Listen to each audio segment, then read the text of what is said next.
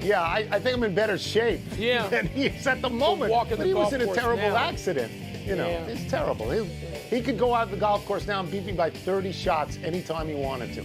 Welcome to PTI, boys and girls. In today's episode, Baker Mayfield needs a job. The Heat lose to the Sixers, and LeBron dunks all over Kevin Love. But we begin today with Phil Mickelson, not on the list to play in the Masters in a couple of weeks, according to Augusta National. Mickelson is a three-time Masters champion and likely the most popular player with fans on tour.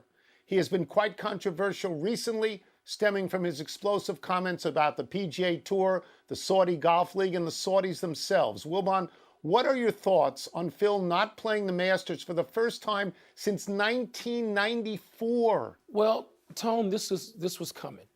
I mean, it became very apparent. Look, it's not like I'm a golf reporter, okay? I'm not. But I actually live in a community where there are plenty of golfers, and there's plenty of chatter about everything golf-related, and particularly it's been trained on Phil Mickelson over the last month. So this is what you heard. You would hear that Phil's not going to be, whether it's disinvited or he declined, nobody really sort of has said, okay, whose decision this was. But, Tony, I'm going to go even further. I mean, part of that conversation is Phil not, and it's speculative at this point, Phil not even getting to defend his PGA championship, that he won't be doing that either. That's out there in the wind. And then I was down in Jacksonville, you know, for the TPC and for the players, and you heard this conversation then, that Phil would not be appearing in Augusta. Phil talked openly. He said in his apology he'd have to go away for a while. I think we both thought that would include this. But wow, man, Phil Mickelson not at the Masters for the first time in nearly 30 years, and potentially Phil not at the PGA, if there's merit to that, that's pretty jolting. Okay, so I cannot stress enough what a big deal this is in golf that Phil Mickelson will not be at the Masters. This is a huge deal. He is a three-time champion at the Masters. Today, all day long, I have been texting back and forth and around with people who like golf. They play golf. Some play at country clubs, some play at munis. All they're doing all day, me too, is talking about this. And most of them think that he has somehow been suspended. I'm going to give you a variety of theories that I have, some of which are insane, but the first two are not. The first one, and it owes to what people say to me, is that the tour has suspended him and that's why he's not at the Masters. But the Masters is not beholden in any way to the PGA Tour. That's right. So I doubt that. The second one is that Phil is going through some psychological problem now because of what happened, the blowback from fellow pros when he said all the things that he said. He's been with counselors and they've all sort of said, you said you were going to take a step back, don't play the Masters, but defend the PGA. Go and play the PGA, and that is something that he could do. The next two things I'm going to tell you are totally insane. Don't even pay attention to them. But one is that maybe Phil is under some sort of scrutiny by some sort of larger body, and that the people connected with Augusta, who are very well wired into business and government, have said lay low for this year. And the fourth one is that Phil feels endangered by the things that he said. I would discount the last two things that I've said, and I would concentrate on the one that says this, that it's part of a plan to get him back to golf, and he felt he needed to sacrifice the Masters. But it is an enormous blow to me that he won't be at the Masters. It's an enormous blow to have that tournament and no Phil Mickelson, who has won it 3 times. But, Tony, again, this was coming. There was zero chance as of 2 weeks ago that I thought Phil Mickelson was going to play in Augusta. Oh, I thought he'd play. Tone, I told you, I called you and I said, Tony, here's what I'm hearing. Okay. He's not playing. And now you mentioned the PGA.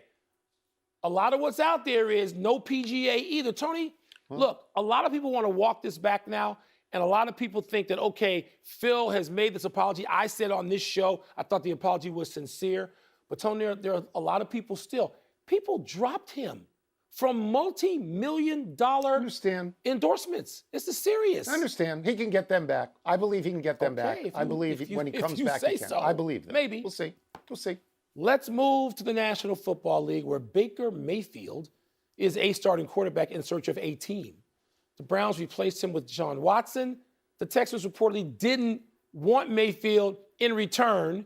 The Colts traded for Matt Ryan instead. The Saints and the Falcons have filled their jobs now. So, Tone, do you believe Baker Mayfield has an immediate future as a #1 starter in the NFL?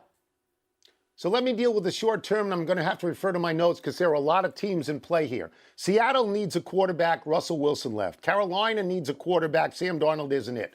Maybe the Steelers, who see him twice a year, every year, because they play in the same division, maybe they like him. Maybe they invite him in to compete with Mitchell Trubisky now, right, as the starter in Pittsburgh. Mary Kay Cabot reported that the Steelers really like him. There are other teams here. And I need to just insert this right now. Jimmy Garoppolo is also out there, and I think Jimmy Garoppolo, who's been to a Super Bowl, you may say he's better than Baker Mayfield. The Giants brought in Tyrod Taylor if Daniel Jones, can't get up and running, which he hasn't been able to do. Washington brought in Carson Wentz. Miami may feel Tua isn't good enough. Detroit may feel Jared Goff isn't good enough, but I don't know that Baker Mayfield is significantly better or even as good as any of these people I've mentioned. So I am conceding that, yes, when the music stops this year, it's possible Baker Mayfield is standing without a chair. At some point, he'll get a job.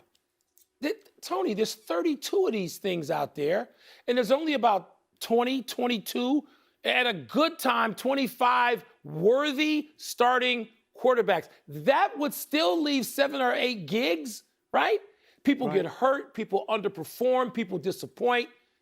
Stuff happens. Every year, every week, because we got that breaking news thing down there. Somebody's always replacing somebody. So Baker Mayfield will have a job. Will he have one by tomorrow? Maybe not. Will he be somebody's #1 starter for 10, 12 games for a whole season?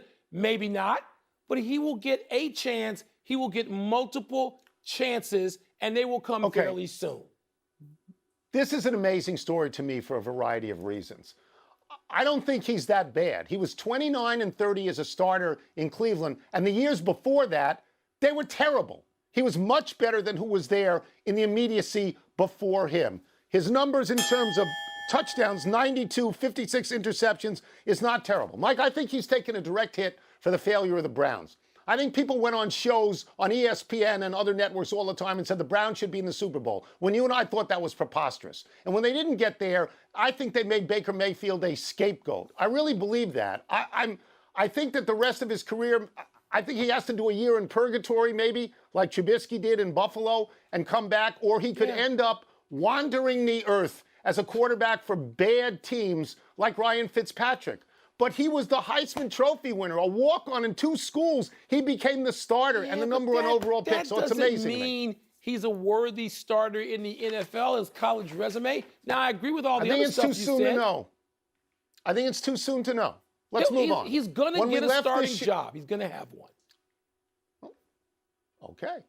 Then that's settled. Yep. When we left this show yesterday, Wilbon, you were predicting the Miami Heat would easily beat the Sixers last night without Joel Embiid and James Harden. Off air, you actually said they could beat the Sixers by 100. I don't have to tell you, or maybe I do, they lost. Does this shake your confidence in the Heat, a team as recently as yesterday you said would win the East? You and I had another conversation yesterday in which I bowed to you because you expressed something that is very important to understand for people who have actually followed basketball forever and been in locker rooms and come to know players and coaches. And you said to me, remember March. Remember what happens. The context was all the scoring. But your message to me, I've done this 40 years and you've done it 50. Your message was, young whippersnapper, don't forget March and the first few days of April and discount all that you see because these are those dog days. And I said to you, you're right. I'm hearing that same conversation about this loss. Miami saw who wasn't playing. They just went, it's the end of March. I'm going to say it doesn't matter. Miami was 15-5, is 15-5, even with that loss, Tony. So I'm going to look at that 15-5 and discount maybe other metrics that might talk about Miami's defense, might talk about some flaws Miami has. Miami's not an overpoweringly great team, but I'm going to dismiss this as a night in March. Don't go crazy. Okay, so I love Miami as a team. I've loved them for years as a team. I know. The problem with Miami is they don't have that one person who can score when scoring needs to happen. Jimmy Butler is not that guy. Tyler Hero, people say, might be that guy, but he's a defensive liability. So if you're Miami, Mike, you have to go out and beat a team for 4 quarters. Because if you're down 10 with 5 minutes to go and you're Miami, you're not going to win. So they need that kind of effort all the time. And there are some numbers that are working against them. Not analytics, just some numbers. Jimmy Butler, who you love, and deservedly so, is 3 for 31 from 3 in March. That's a tidy 9.7%. It's called a slump. But it's March. Yeah. P.J. Tucker, who earlier this season actually led the league in threes, has hit 1 3 in his last 11 games. And in what is called clutch time, when the game is within 5 points and it's 5 minutes to go, Miami's numbers are not good. Their shooting percentage at that time is 26th in the NBA. And so what I'm saying is, when they play well as a team, they're as good as anybody. They are. But they can't take the night off because they don't have the personnel to do that. Agreed, but let me ask you one quick question. When you heard that score and that result, and New Miami lost to this non-existent Philly team, your first reaction before producers got a hold of you and pumped those numbers into you, your first reaction was what? My first reaction was I'm laughing at Wilbon because he loves the Heat and predicted they'd lose by 100. Your first reaction was this reaction. This loss doesn't even really count. That was your first reaction. Let's take a break. Coming up, which remaining #1 seed is most likely to lose in the next round? And what's the best word to describe the night LeBron had near home in Cleveland?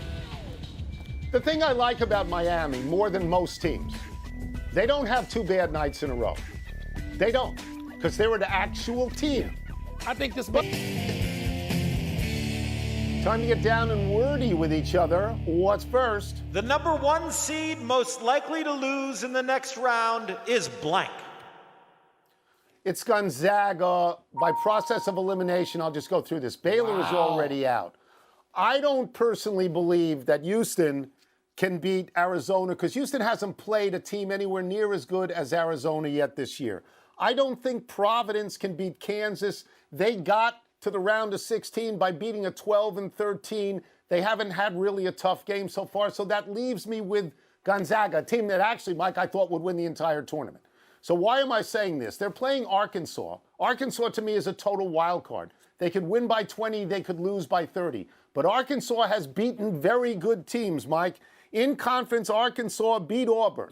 They beat LSU. They beat Tennessee. They beat Kentucky. They were all ranked at that time, so they will not be afraid of Gonzaga. I don't think this will happen, but if you're asking me what's most likely, I will say Gonzaga. Tony, I'm going to say the team that I'm rooting for left in the field, Arizona. Because now that Loyola Chicago's out and Illinois is out, I'm rooting for Arizona. And Tony, they're playing against the team you just dismissed, Houston, because of who Houston hasn't played. Here's what Houston has. Houston has arguably the best defense left in this tournament. Houston might have had one of the top 2 or 3 defenses in the tournament when there were 64 teams in it. So I understand that they got to deal with Mathurin and they got to deal with Koloko. They got to deal with 2 big-time lottery pick players on Arizona. And Mathurin can score on anybody. But, Tone, what I saw with Illinois in that game with Houston's defense, Houston can and will defend to the death. And I'm worried, as I root for Arizona, that they're not going to be able to score enough against Houston. What's next? LeBron had a blank night in Cleveland last night. He had a nostalgic night. He had a triple-double. Let me get the numbers correct. He had 38 points. He had 12 assists. He had 11 rebounds. He had a big dunk on his old teammate, Kevin Love, and then they hugged it out at some point after that. The Lakers actually won the game. He's now 17-1 against Cleveland in his career, and he'll never be booed there. That's why they cheered him last night, because he won a championship there, and he's local for them. And after the game, he said, and this is a direct quote, "I literally am having the time of my life right now.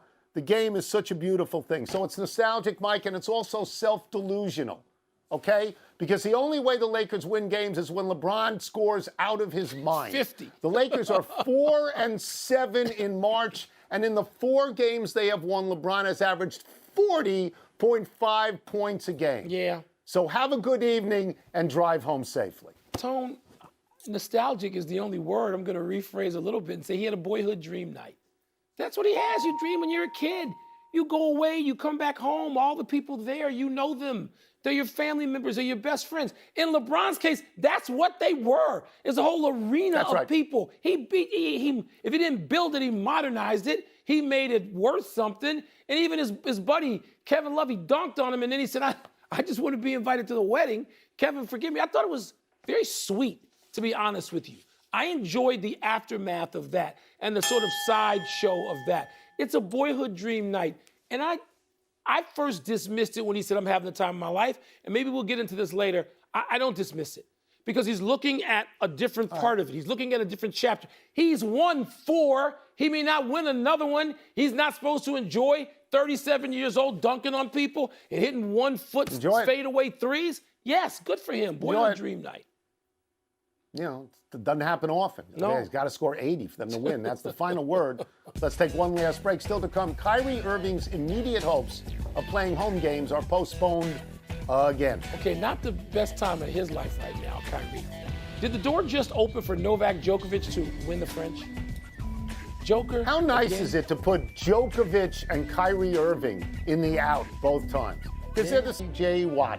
The 3-time Defensive Player of the Year in Houston has been injury-prone lately. Watt is now in Arizona, where he played just 7 games last season and had but 1 sack. JJ led the NFL in sacks twice, and now his brother TJ of Pittsburgh is the premier Watt. He has led the NFL in sacks the last 2 years and tied Michael Strahan this year with 22.5. TJ was Defensive Player of the Year. It makes you wonder whether the Watts are the greatest NFL brother act of all time. The likely competition would be the Mannings, Peyton and Eli, the Sharps, Sterling and Shannon, and the Barbers, Tiki and Rondé. Look, Tony, those last 3 you mentioned could get both brothers into the Hall of Fame at some point. And Peyton and Eli's going to go into the Hall of Fame. And let me tell you something. Shannon and Sterling have one in. Sterling should be in. I know his career was shortened with that serious neck injury, but you look at the years that Sterling Sharp played and how great he was. They both should be in there. And the Barbers have a chance, right? Each one winning a championship. That's pretty heavy stuff. It really is. Happy anniversary, Russell Westbrook. On this day 5 years ago, Westbrook had the NBA's first perfect triple-double since the merger. Westbrook had 18 points, 11 rebounds, and 14 assists, shooting 6 for 6 from the field and 6 for 6 from the foul line as Oklahoma City rolled Philadelphia. Now, Boo Birds in LA have taken to calling him West Brick because of his poor shooting this season. But Westbrook is a 43.7% career shooter from the field who is shooting 43.7% this season. He's a 30.4% career shooter from 3 who is shooting 29.2% this season. The numbers are within his range, but they look far worse in the glaring spotlight of Los Angeles. Tony, I agree with all of that. And, you know, this was never a good fit from the time the deal was made. And I'm not going to blame Westbrook alone for that. He was never a great shooter, always streaky, right? And there's certain other things that he does as well as anybody who's ever played. But to like sort of get on him because he's not shooting the ball, you know what? Laker fans are getting what they deserve right now. They really are. Happy trails to Leonard Fournette leaving Tampa Bay. Although Fournette visited New England on Monday, the Tampa Bay running back is staying put for 3 years and $21 million. Fournette gained 1,266 yards from scrimmage last year, scored 10 touchdowns, including 2 in the playoffs.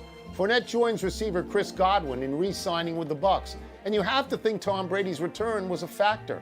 The next returnee could be Rob Gronkowski, who has always been Brady's favorite target. Tampa Bay with Brady is the obvious favorite in a division where the other starting quarterbacks at the moment are Jameis Winston in New Orleans, Marcus Mariota in Atlanta, and nobody in Carolina. Tony, maybe the favorite in the division. Who cares about the division? Are they the favorites in the NFC going in? I don't know. And Gronk, go right to the Hall of Fame.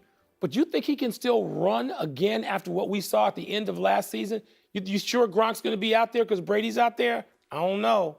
Can run, can catch, can block, quick to the big finish. LSU went out, UConn scraped by in the women's tournament last night. Your thoughts? Didn't like seeing 𝐏𝐚𝐫𝐫𝐫𝐮 lose. Gino makes his 28th consecutive Sweet 16 appearance. That's incredible.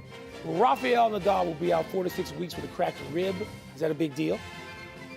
Not if it's only 4 weeks. He can play on clay, knows how to do it. New York City Mayor Eric Adams says pro sports teams will have to wait their turn before vaccine mandates are rolled back. What does that mean? It means Kyrie gets to play in like 3 games the rest of this regular season. And don't finish in 8th where you have to play Toronto in 7th. He could be out of the play-in 2 games. The NBA fined Yusuf Nurkic $40,000 for tossing a fan's phone. Does that make sense? You know how many phones you can buy with $40,000? Keep your hands off the fans. Last one, your Bulls at the Bucks tonight. Who you got? I know we've lost 15 straight against the top 3 seeds in each conference. We're beating the Bucks in Milwaukee tonight. You heard it here. We're out of time. Try and do better the next time. I'm Tony Kornheiser. I'm Mike Wilbon. Same time tomorrow, Knuckleheads. You can get the podcast on the app or Apple Podcasts. And now, here's SportsCenter. Beat them by 100, do you think? No.